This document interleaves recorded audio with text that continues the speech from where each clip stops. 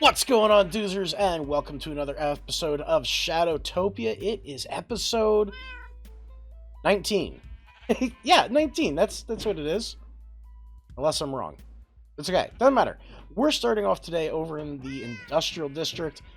And honestly, the next couple episodes are probably going to be over here in the Industrial District, because we've got a lot of work to do. So, first, we need to build out a brand new area for the sheep. We don't have to move them, but we do have to get a sorting system done up. And the way we're doing it right now is we're coming in here, we're filling everything into these chests, and that's just not very good. So we're going to build a sorting system over here. We're going to move everything over via water lines. And then we also have to build our... Let me see if I can find my rockets here. And... Oh, okay. I'm going to let White Top go to sleep. We started working this on stream. We're going to finish out the new villager center. So the new one is based off of a logical Geekboy design. It allows us to actually zombify the villagers directly in their chambers. So I have one chamber filled for farmers. That way we can start getting golden carrots en masse. And we have another one over here in the process, and this is going to be for masons. Now, in order to trade with these guys, I can use the raid farm, but let's face it, I like redstone, and I haven't done enough of it this season. So, we're going to be making a melon and pumpkin farm.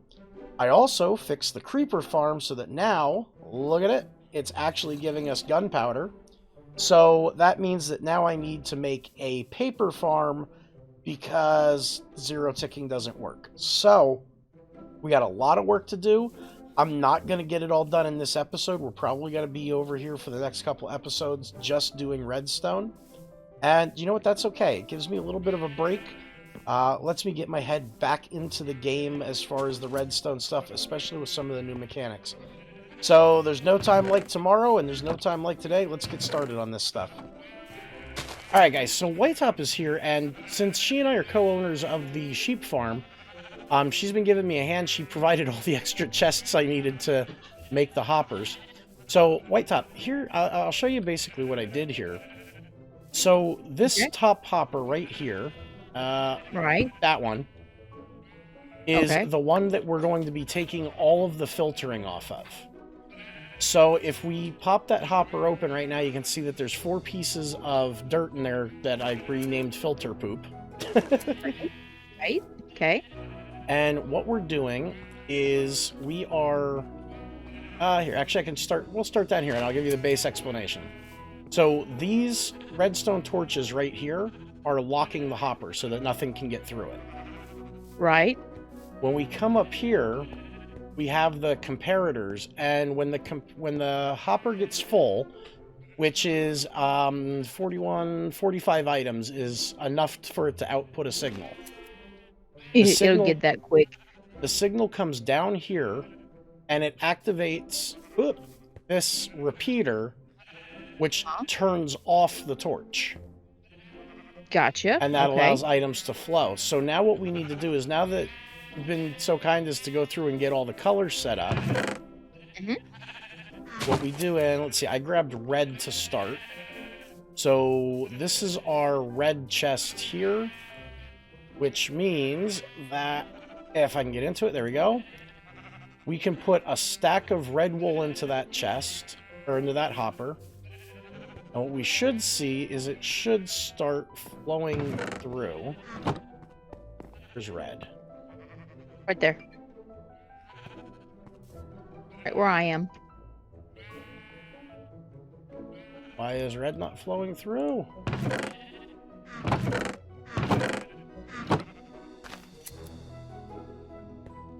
I have there. It's in the bottom. There's that. Well, what should be happening is it should be... it's in here. Well, I just put some in there. The redstone signal should be moving through there, and it's not. So I gotta figure out why... Why is it being dumb? Let's see. Red. if I put it in here, does it go? Yep, it goes right away in there. So it should be going through there too. Guys, give me a minute. I'll be right back, and I'm going to figure out what's going on with my redstone. All right, so we figured out the mistake, guys. And it was, I put the filters in the wrong level. So we got it all figured out now. So now this is set up. So what we can do is we can say, okay, this is red right here. So in this top hopper where the red is, we're going to put red wool in that first slot.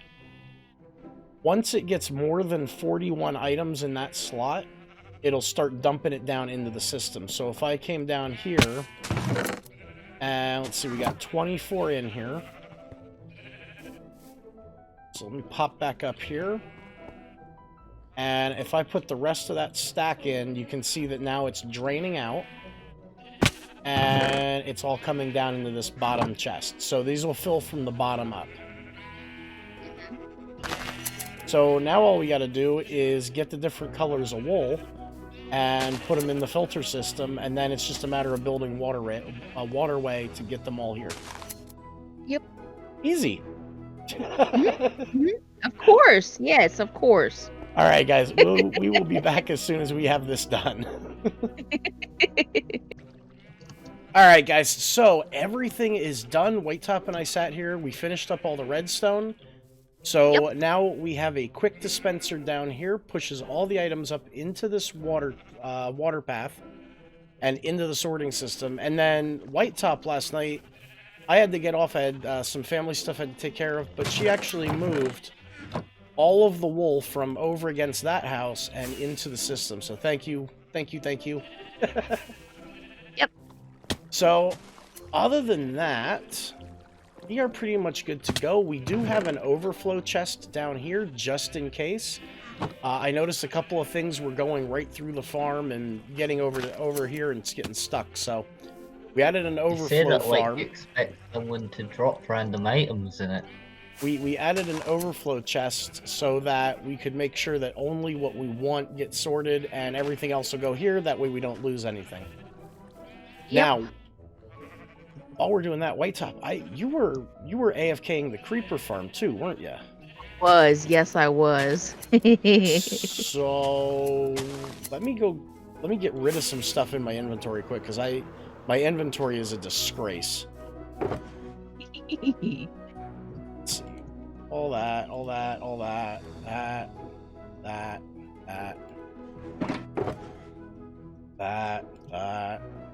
This is bad. Put those too.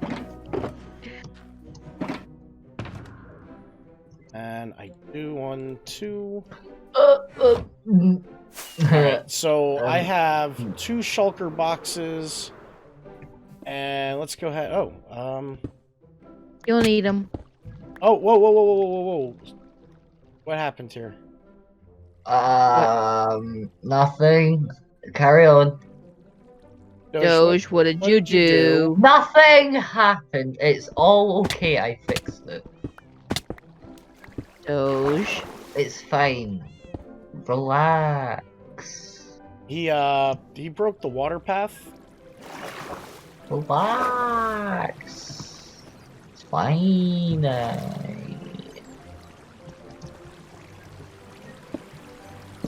Fish? The creeper farm? Yeah, there's really no way down into the creeper farm right now. Wonderful. But that's okay, because that actually brings us to the next step of what we have to do. And that is, I am going to eliminate the need to actually come down here to get stuff. That'll work. So the only thing we're going to have to figure out is where we can put it. See, I helped. You're welcome.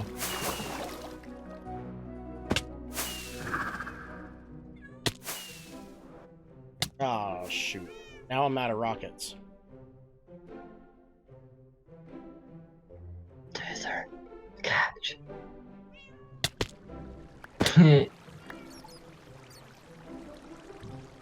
It's ironic you ran out of rockets in your gunpowder farm. It would be less ironic if my path hadn't been broken. Well, you see, these things do happen, and I think overall, no one's to blame. No, not at all, Doge. Yeah, Doge.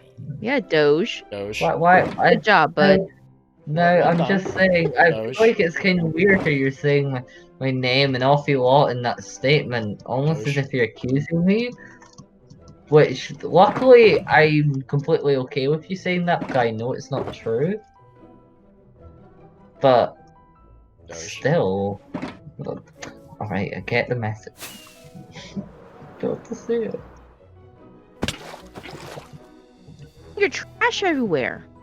No. Alright, I'm so organizing my our next inventory. process, guys, is we are going to actually dig down over here, and what we're going to do is we are going to do the exact same type of filter that we used over there to get all the items up here and in the chests up here. That way, no more will we have to go down that path to get things. So, let me get on with it.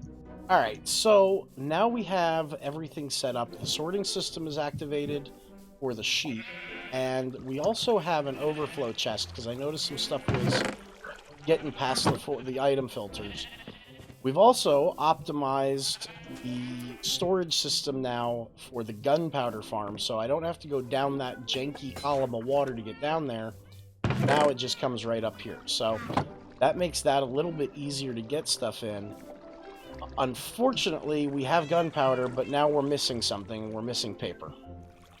Yep. And zero-tick paper farms don't work anymore, so we're going to have to make a much better sugarcane farm. And I'm thinking, I think one of these boxes I have a whole bunch of dirt. We're actually going to need to get a bunch of sand. Sand? We're going to need sand. We're going to need a bunch of mine carts. We're going to need a bunch of rails. And then I have to build a flying machine. And I'm thinking that this might be best done in a third-person time-lapse. So, let me go gather some materials, guys, and we'll get right into it.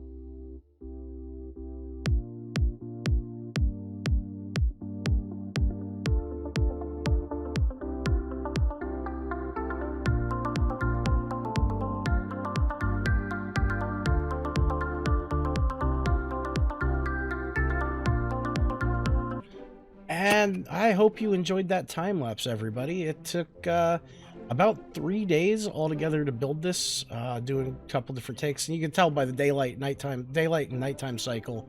It's 20 minutes each cycle, so you can go from there just how long it actually took. But the good news is that now we have access to copious amounts of sugarcane. and that goes right along with the massive amount of gunpowder we're getting from the gunpowder farm. So we did do the adjustments. We have the cats down there now, and then I also added a water column to bring all the gunpowder up. This way I didn't have to fight anymore, go down that janky little water stream to get down to anything. White Top and I also finished up the sorting system, which I believe I've already mentioned, so we're pretty good. The last project that we need to work on is actually going to be one of the most difficult ones because I've never built one before. And that's going to be the pumpkin and melon farm, and that's going to go right here. Now, it's going to be the same length as this one, so about 100 blocks. That keeps us within the loaded chunks of it when we're at either end. That way we don't have to worry about flying machines breaking. And this is going to be a flying machine-based pumpkin melon farm. So let me go get the materials together. We're running out of redstone, so I may actually have to do a little bit of mining on this too. So bear with me, guys. We'll be right back. All right, so for the very last project this episode, we are going to start working on a pumpkin and melon farm, which we've already kind of discussed. Now, there are a couple things that I have to get first. So I do have to find a whole bunch of pumpkin and melon seeds. That being said, I have most of the components here. I have all my stone.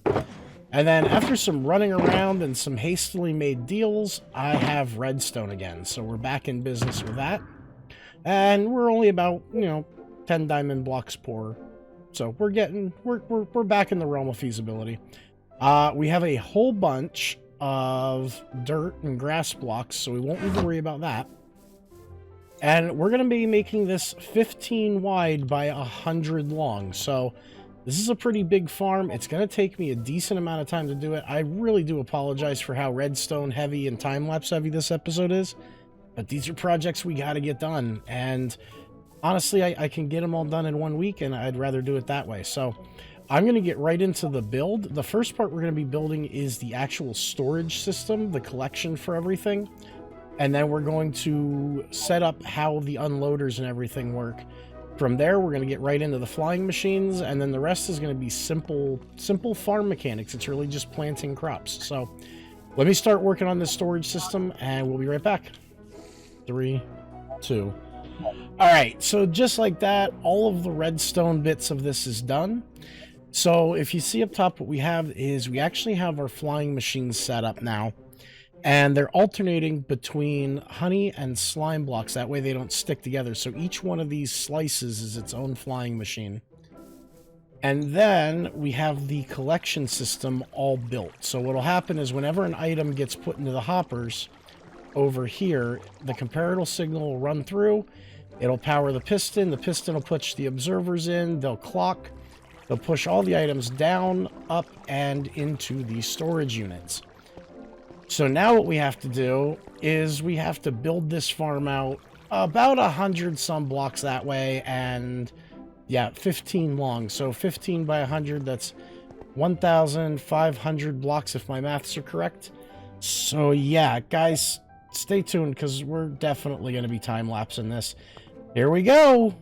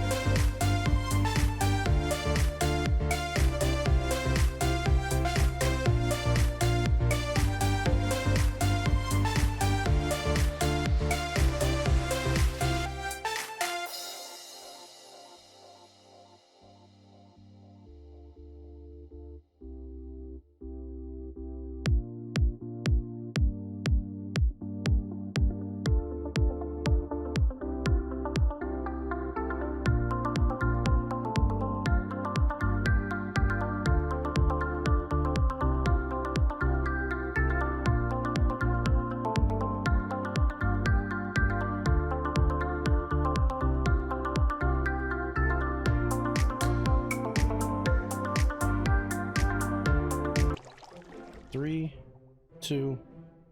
All right, guys. So again, I know this episode was a lot of time lapses and a lot of redstone bits, but it was necessary, especially for how cathartic this is to watch. I mean, watch this. This is beautiful. We just let it go, and it goes and does its own thing. We have to do nothing for it. It just goes through, it breaks the blocks, it places the blocks, and then it returns and collects everything, and it's so satisfying to watch everything come back. Here, watch this. So here we go. This is the first run. And now, when the machine comes back, these are going to go on a second trip. And when they go on their second trip, we're going to get even more. But we got to wait for it to come back. Here it comes.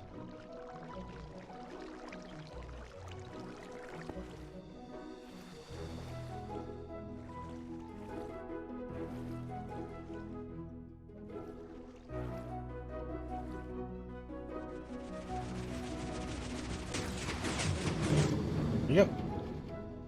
So now these minecarts are going to make their second trip, and this is their good trip. So they're going to take off down the highway, and there they come back.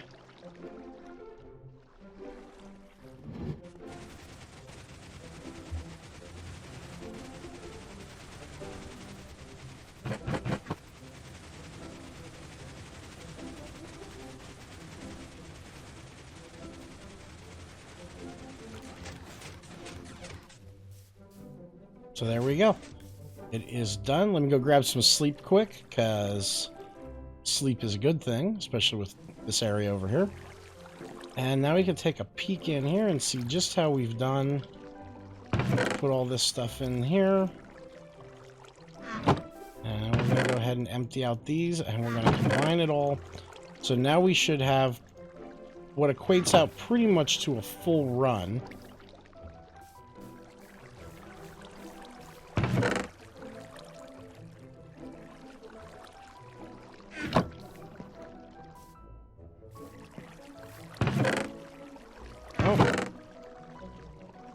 So let's go ahead and turn these into blocks.